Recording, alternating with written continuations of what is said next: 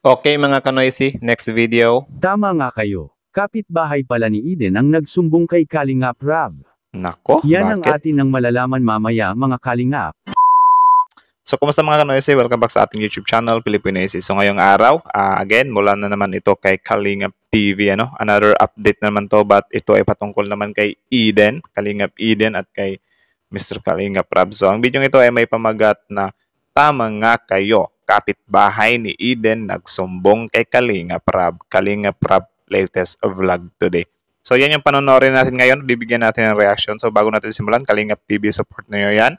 Also, Mr. Kalingap Rab, support nyo rin. At syempre, kung trip nyo ng mga ganitong reaction video may kasama kayo manood, huwag nyo na rin kalimutang supportahan yung YouTube channel natin, Filipinoisy. So, di na natin ito patatagalin pa. Baka agawin pa ng China. Again, ang pamagat ng video ito, tama nga kayo. Kapitbahay ni Eden nagsumbong kay Kalingap Rab. Kalingap Rab, latest vlog today. So, like, comment, share, subscribe. Start. Kapitbahay pala ni Eden ang nagsumbong. Ulit. Tama nga kayo. Kapitbahay pala ni Eden ang nagsumbong kay Kalingap Rab. Nako, Yan ang bakit? atin ang malalaman mamaya mga Kalingap. Isang Bakit kaya sinumbong, men? mapagpalang araw sa inyong lahat mga Kalingap. Sanay hindi nyo po makalimutan na mag-like sa video na ito mga Kalingap. Yun, like this At video. paunawa tapusin muna ang kabuuhan ng video na ito mga Kalingap at para malaman ang nilalaman nito. Tapusin para malaman ang nilalaman. Yung iba kasi nagko-comment agad eh. Tuloy. Maraming salamat po mga Kalingap sa pagpatuloy na pagsuporta lalo na kay Kuya Val Santos Matubang at Kalingap Rab. Yun, support nyo rin yan. Marami ang nagtataka at nanghihinayang para kay Eden mga Kalingap. Dahil nakita na sana siya at natulungan ng team Kalingap ay tila bigla na lang itong hindi na e-vlog ngayon. At kapitbahay ni Eden pala ang nagsumbong kay Kalingap Rab. Nako. Yan ang malalaman na natin mamaya mga Kalingap pero bago yun ay pag-usapan muna natin ang pwede sanang mangyayari ni Eden mga Kalingap kung siya ay palaging na e-vlog ni Kalingap Rab. So yan, according to Mr. Kalingap TV, ito yung mga mangyayari sana if ever na ma-vlog or sumali siya sa mga serye-serye or love team. So, pakinggan natin ang opinion ni Mr. Kalingap TV. Tuloy. Naghinala nga ang karamihang viewers mga Kalingap na ang isa sa mga dahilan kung bakit si Eden ay minsan lang itong nabisita nila Kalingap Rab ay maari anyang si Eden ay pinagbawalan ito ng kanyang boyfriend mga Kalingap. Nako, yun lang. Dahil kung si Eden ay pumapayag lang ito sa mga gustong mangyari ni Kalingap Rab para sa kanya ay tiyak marami ang magbibigay tulong para kay Eden mga Kalingap. Well, ako naman siguro guys, kahit ako kung ganito kaganda yung girlfriend ko tapos ipipero siya sa mga love team, ay syempre, hindi ko rin papayagan. Hindi siya totally na hindi papayagan. Kumbaga magsiselos lang ako ba. Pero at the end of the day, decision pa rin ng girl or ng jowa natin kung ano talaga yung gusto nila. As long as, yun nga, sabi nila na magtiwala ka lang sa partner mo. But yun, we as a men kasi, sobrang hirap men, especially kakasimula pa lang namin na pumapasok sa mga ganyan-ganyang mga jowa-jowa, di ba? So, siloso talaga kami or sobrang sakit tingnan nun men na kinikilig or pinipair or tinutukso-tukso yung jowa ko sa ibang lalaki.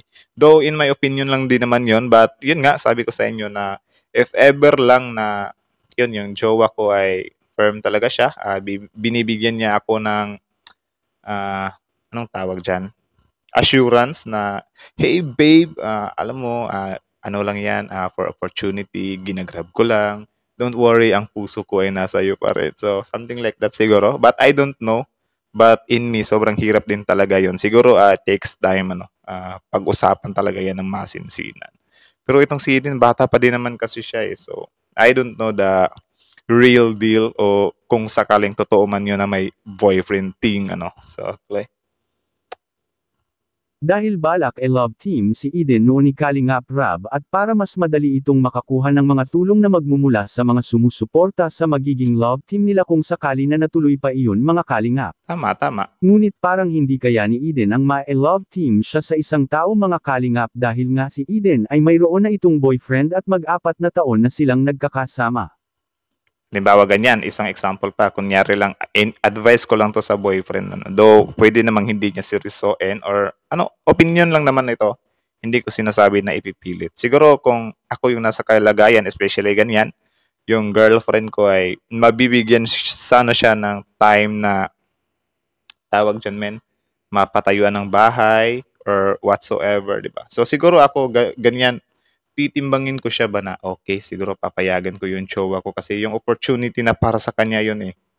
'Di ba na mapagawan sana siya ng bahay, kumita siya kahit papaano, may ano ng pag-aaral niya or mas gumaan yung buhay niya. Siguro kapag ganyan, pwede ko siyang tantyahin ba na okay, kahit gawa lang sila ng mga 20 episodes or good for 6 months, good for 8 months. After that, na pwede na siyang maglaylo. Kumbaga parang may contract ba? But, it depends pa rin kung papayag din ba si Kalinga Prab dyan. But, yun, sabi ko nga sa inyo na parang may mga terms lang ba. Yung jowa niya, pwede naman siyang magmasid talaga. No? Pero masakit din yun, men. Like, nanonood yung jowa mo sa mga shoots. Mahirap din yun, no? Pero ewan ko, kung sa akin lang naman siguro, kapag dumaan na sa mahabang usapan, titimbangin ko rin yan, men, na magpapadala ba ako sa selos kung halimbawa ganyan, if ever na pwedeng magbago yung buhay ng girlfriend ko, pwedeng maging sikat na vlogger din siya soon or whatsoever, diba?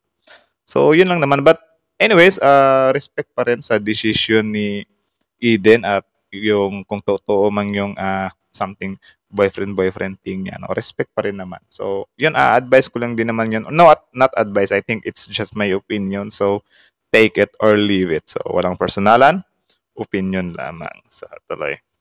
Kaya mas pinili pa talaga ni Eden mga kalingap na makapiling niya palagi ang kanyang boyfriend kaysa magkaroon siya ng maganda na bahay at desinte na pamumuhay. Yon. Dahil kapag nangyari kay Eden mga kalingap na may sarili na rin itong serye ay tiyak marami rin ang susuporta sa kanila at marami ang magpapaabot tulong para sa kanya mga kalingap. Tama. Katulad na lang sa mga nangyayari ngayon na ginawang mga love team ni Kalingap Rab mga kalingap. At ang pinakamagandang example na nga dito mga kalingap ay ang Jomcar Love Team mga kalingap. Agree.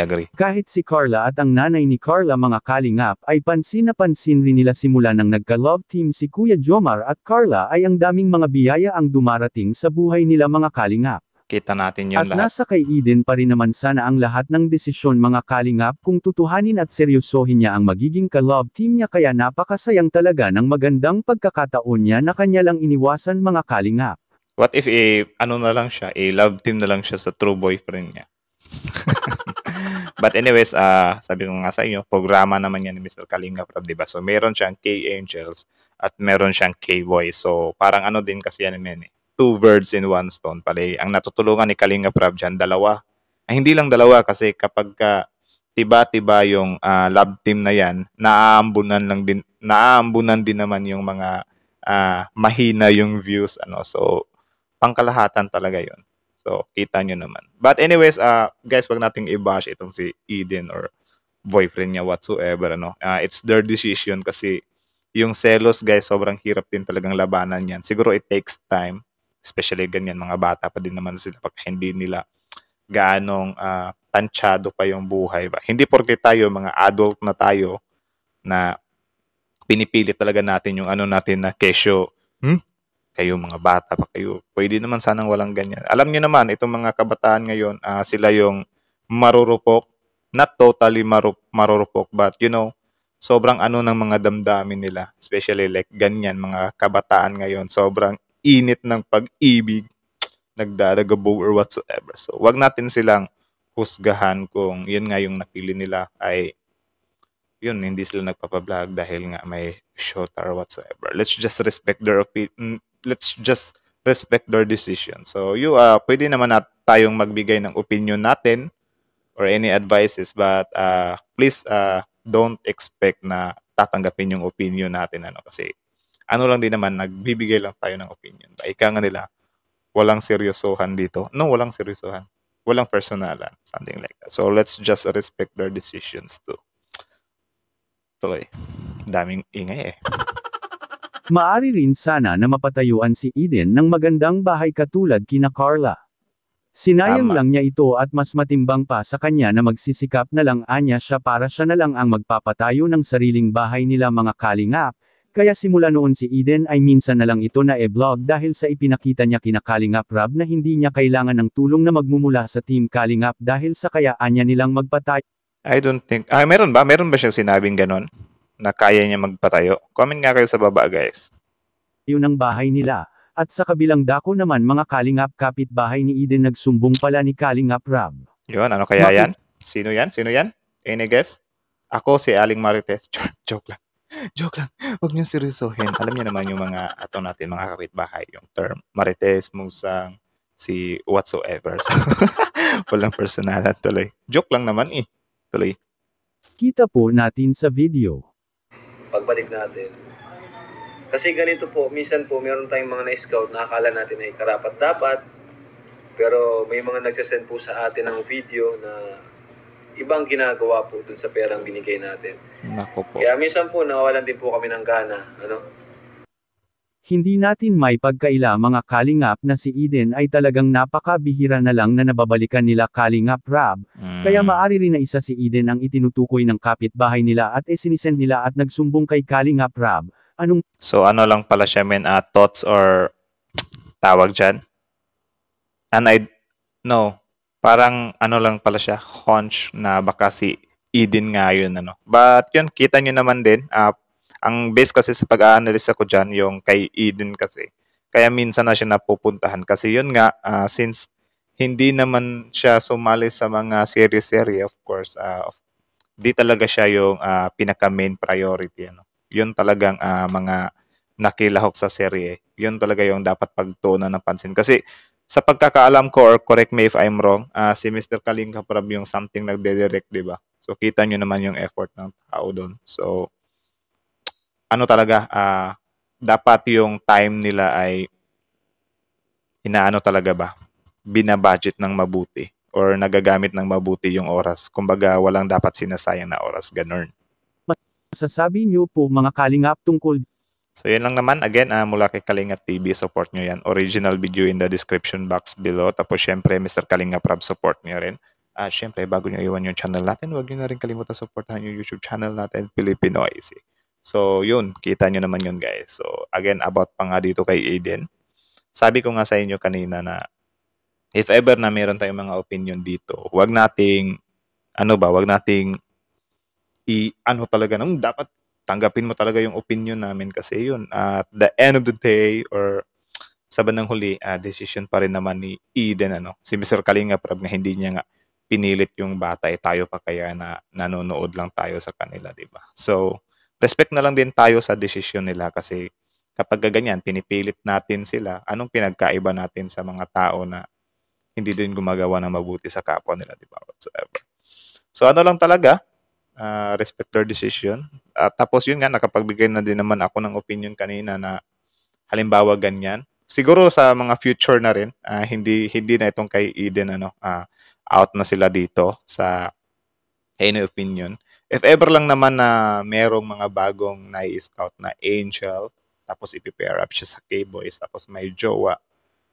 Yun nga, suggestion natin dito or any advice or opinion ko dito ay something na siguro mag-isip ng mabuti or palawakin pa yung pag-iisip ba, like timbanging mabuti, like magpapadala ba ako sa selos kung itong selos ko pala na ito ay pwede siyang maging hadlang dun sa yung girlfriend ko sana ay magkaroon ng magandang bahay, pwede siyang sumikat, pwede siyang maging vlogger soon or whatsoever, which is alam naman natin yung vlogger, guys, hindi basta-basta yung kitaan dyan. Pwede talagang mabago yung buhay mo dyan.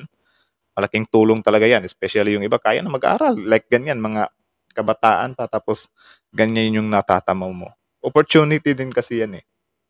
Kasi kapag nagpabulag ka talaga sa pure pag-ibig, nako, ewan ko na lang. Though I respect their opinions din naman, pero kung praktikalan lang yung usapan ba, well, nasa sa inyo na din naman yun.